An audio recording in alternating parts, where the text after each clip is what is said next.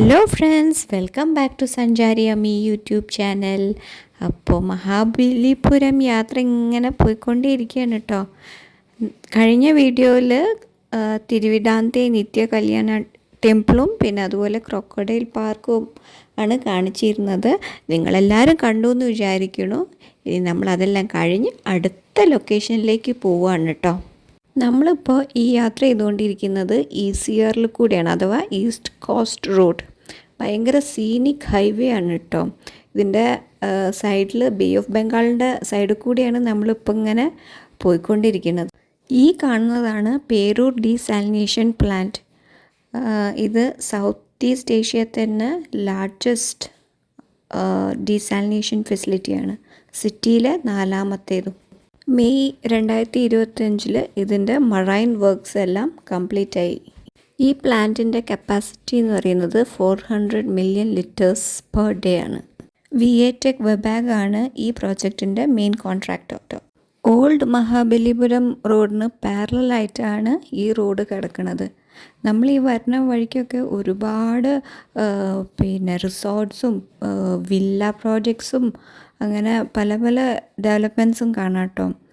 ഇതിപ്പോൾ bay of ബംഗാളിൻ്റെ സൈഡിൽ കൂടെയാണല്ലോ. അപ്പോൾ ടൂറിസം ഒരുപാട് ഇവിടെ ബൂമായി വരുന്നുണ്ട്. മാമല്ലപുരം അഥവാ മഹാബലിപുരം ബേ ഓഫ് ബംഗാളിൻ്റെയും ഗ്രേറ്റ് സോൾട്ട് ലേക്കിൻ്റെയും ഇടയിൽ വരുന്ന ഒരു ചെറിയ സ്ട്രിപ്പ് ഓഫ് ലാൻഡാണ്. ഇത് 7ാം നൂറ്റാണ്ടിലും 8ാം നൂറ്റാണ്ടിലും ഭരിച്ചിരുന്ന പല്ലവ ഡൈനാസ്റ്റി അവർ ഒരുപാട് ടെമ്പിൾസും മോണ്യുമെൻറ്റ്സിൻ്റെയും പേരിലാണ് ഈ മഹാബലിപുരം പ്രശസ്തമായിരിക്കുന്നത്. യുനെസ്കോ വേൾഡ് ഹെറിറ്റേജ് സൈറ്റിൽ ഇടം പിടിച്ച ഒരു സ്ഥലം കൂടിയാണ് മഹാബലിപുരം. തമിഴ്നാട്ടിലെ ചെങ്കൽപ്പേട്ട് ഡിസ്ട്രിക്റ്റിലെ ഒരു ചെറിയ ടൗണാണ് മഹാബലിപുരം അഥവാ മാമല്ലപുരം. പല്ലവ രാജാവായിരുന്ന നരസിംഹവർമ്മൻ 1ാമൻ്റെ പേരിലാണ് ഈ മാമല്ലപുരം അറിയപ്പെട്ടിരുന്നത്. മഹാബലിപുരം വിസിറ്റ് ചെയ്യാൻ പറ്റിയ ടൈം എന്ന് പറയുന്നത് ഒക്ടോബർ ടു മാർച്ച് ആണ്. മാർച്ച് ടു മെയ് സമ്മർ ആയിരിക്കും, ഭയങ്കര ചൂടായിരിക്കും കേട്ടോ. അതുപോലെ June to September monsoon season ആണ്. അങ്ങനെ ഫ്രണ്ട്സ്, നമ്മൾ സംസാരിച്ച് നമ്മുടെ ലൊക്കേഷനിൽ എത്തിയിരിക്കുകയാണ്.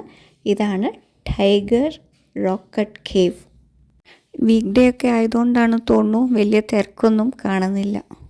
മഹാബലിപുരത്തിനടുത്തുള്ള സാലുവൻകുപ്പം എന്ന ഗ്രാമത്തിലാണ് ഈ ടൈഗർ കേവ് സ്ഥിതി ചെയ്യുന്നത്.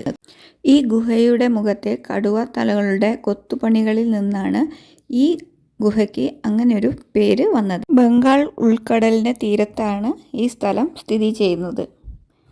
ഇതൊരു പ്രശസ്തമായ പിക്നിക് സ്ഥലവും വിനോദസഞ്ചാര കേന്ദ്രവുമാണ്. ആർക്കിയോളജിക്കൽ സർവേ ഓഫ് ഇന്ത്യയാണ് ഈ ക്ഷേത്രം സംരക്ഷിച്ചു പോരുന്നത്. 7ാം നൂറ്റാണ്ടിൽ പല്ലവ രാജവംശം നിർമ്മിച്ച ഈ ടെമ്പിൾ കോംപ്ലക്സ് തമിഴ് പൈതൃകത്തിൻ്റെയും വൈദഗ്ധ്യത്തിൻ്റെയും സ്മാരകമാണ്. ഇത് കണ്ടില്ലേ, നല്ല വെൽ മെയിൻറ്റെയിൻഡ് സ്ഥലമാണ് കേട്ടോ. നമ്മൾ ഈ കാണാൻ പോണത് ശിവഭഗവാന് വേണ്ടി സമർപ്പിച്ച ഒരു ചെറിയ അമ്പലത്തിൻ്റെ അവശിഷ്ടങ്ങളാണ്. ഭൂനിരപ്പിന് താഴെയുള്ള ഒരു വലിയ പാറ കൊത്തിയെടുത്തിട്ടാണ് ഈ ശിവൻ്റെ അമ്പലം ഉണ്ടാക്കിയിരിക്കുന്നത്. 2005 ഈ ഭാഗം കണ്ടെത്തിയത്. ക്ഷേത്രത്തിന് ഓപ്പോസിറ്റായിട്ട് ഇരിക്കുന്ന ഈ നന്ദി പ്രതിമ പിളർന്ന രൂപത്തിലാണ്. ക്ഷേത്രത്തിൻ്റെയും നന്ദി പ്രതിമയുടെ ഇടയിൽ ഒരു വലിയ സിലിണ്ടറിക്കൽ ഷേപ്പുള്ള ഒരു ശിവലിംഗം ഉണ്ട്. ഈ പ്രധാന ക്ഷേത്രത്തിൽ കറുത്ത നിറത്തിലുള്ള 16 വശമുള്ള ഒരു ശിവലിംഗമുണ്ട്. ഈ കാണുന്നതാണ് ദ്വാരപാലകർ. ഇത് 2 ചുമരിലും കൊത്തിവെച്ചിട്ടുള്ള ബ്യൂട്ടിഫുൾ ആയിട്ടുണ്ട്. ചുമരിൽ ശിവൻ്റെയോ പാർവതിയുടെയോ ഒക്കെ റിലീഫ് വർക്ക് ഇങ്ങനെ എൻഗ്രേവ് ചെയ്ത് വെച്ചിട്ട് കാണാം.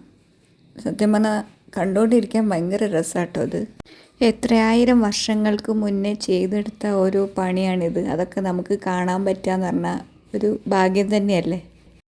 ഈ അമ്പലത്തിൻ്റെ ചുമരിൽ ഇൻസ്ക്രിപ്ഷൻസൊക്കെ കാണാം കേട്ടോ. പക്ഷേ ഏത് ഭാഷയാണെന്ന് എനിക്ക് മനസ്സിലാവുന്നില്ല. സംസ്കൃതമാണോ ആയിരിക്കുമല്ലേ. മണ്ണിൽ പൂണ്ടുപോയ ഈ ഭാഗം 2004 സുനാമിക്ക് ശേഷമാണ് എക്സ്പോസ്ഡായി വന്നത്. എൻ്റെ ചിന്ത ഇതിൻ്റെ അടിയിലും വല്ലതുമൊക്കെ കാണുമോ എന്നുള്ളതാണ്. ഭയങ്കര കാം ആൻഡ് പീസ്ഫുൾ സ്ഥലമാണ്. ഇവിടെയും എന്തൊക്കെയോ ചെയ്യാൻ തുടങ്ങി വെച്ചതാണ്, പക്ഷേ കംപ്ലീറ്റ് ആയിട്ടില്ല. ഈ ടൈഗർ കേവ് എന്ന് പറയുന്നത് ഒരു പ്രാർത്ഥിക്കാനുള്ള സ്ഥലം മാത്രമല്ല, മറിച്ച് പഠനത്തിൻ്റെയും പാണ്ഡിത്യത്തിൻ്റെയും കൂടി കേന്ദ്രമായിരുന്നു.